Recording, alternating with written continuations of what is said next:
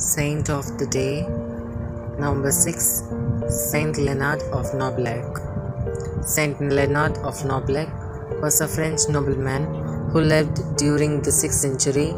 He became a monk and follower of Saint Remigius of Reims.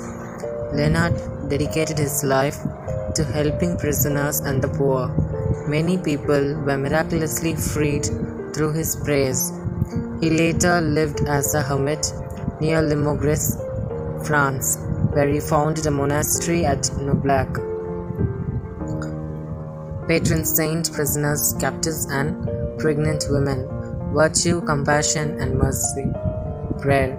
O Saint Leonard, intercede for us that we may be made set free from the chains of sin and grow in love for God and others. Amen. Thank you, Jesus. Ave Maria, Ave Maria.